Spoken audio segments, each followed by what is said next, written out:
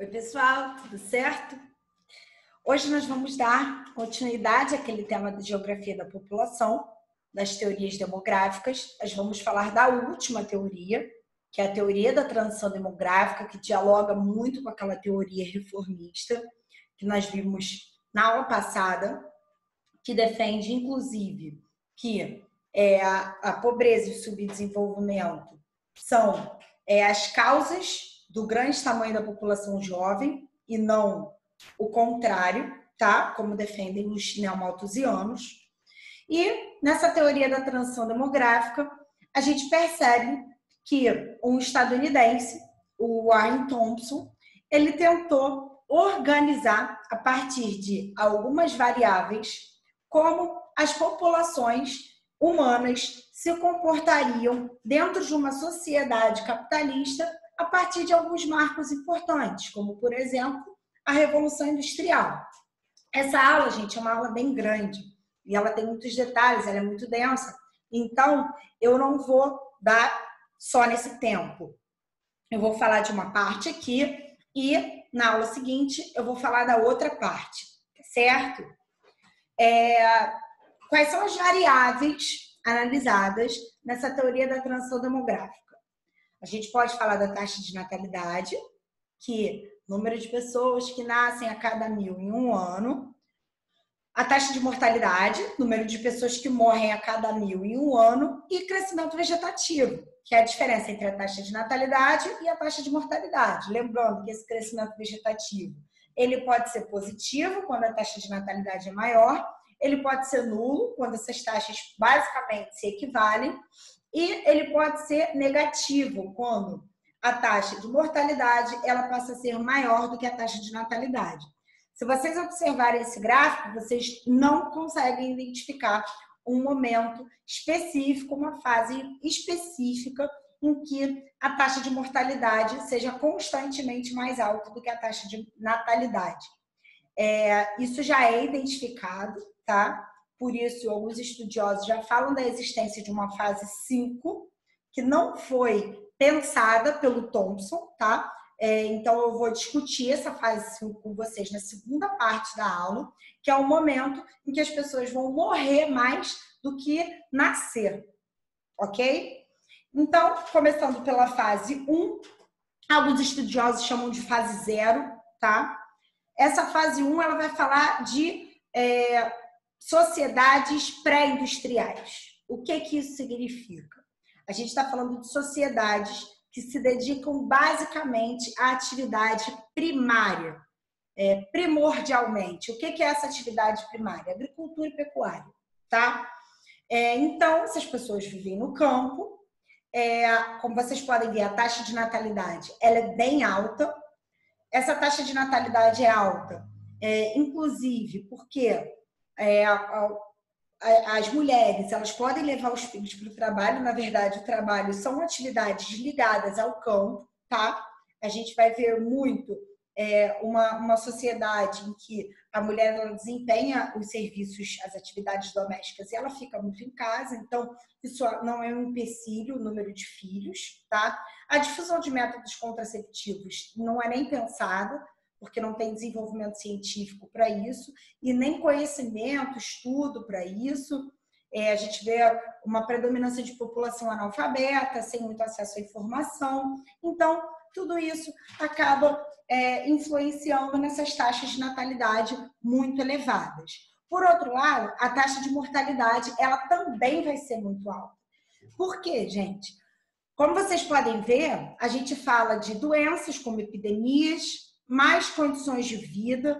Nesse momento, não existe saneamento básico, não existe acesso amplo a hospitais, as técnicas de saúde elas são muito rudimentares, não tem acesso a medicamentos.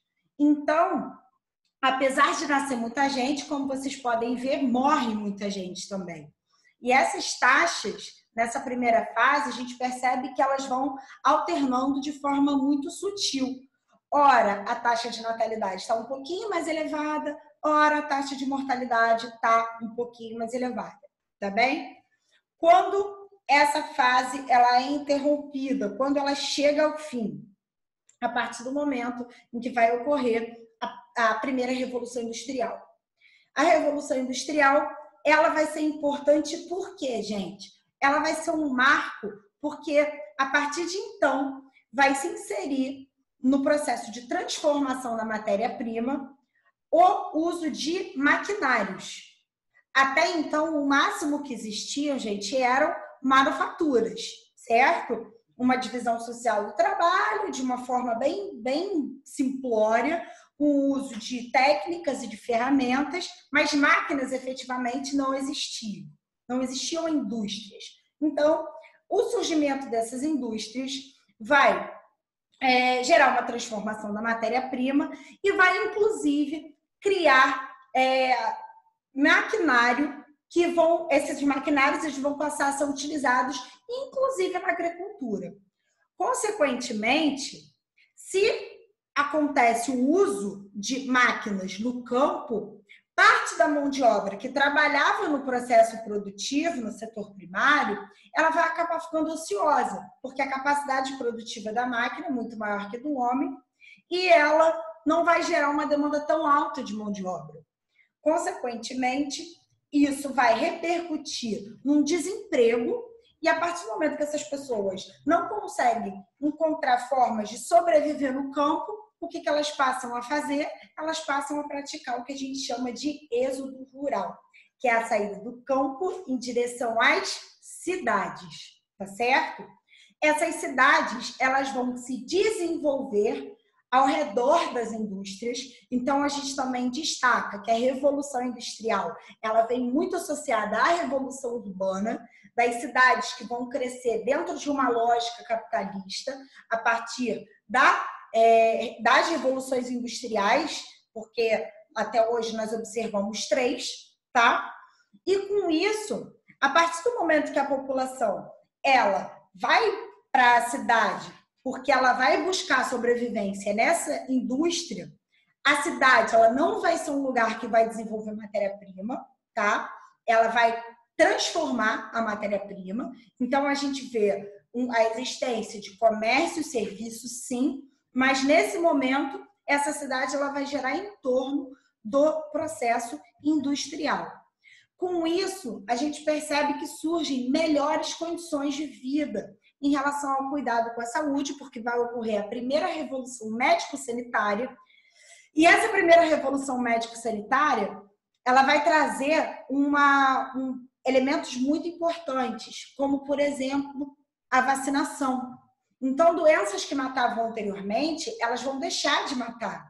Além do mais, gente, aquela mecanização da agricultura, ela vai gerar um aumento da produtividade. Então, a população ela passa a se alimentar melhor. Qual é a consequência disso? Uma redução da taxa de mortalidade. Queria ressaltar que os alunos sempre me perguntam em sala, mas Mirelle, você está falando então que, por exemplo, em Inglaterra, a primeira revolução industrial, que as fábricas eram consideradas cativeiros de mendigos, as condições de vida dessas pessoas eram boas. Gente, vocês têm que entender que esse gráfico ele é um esquema didático. Nada ocorre de um dia para o outro.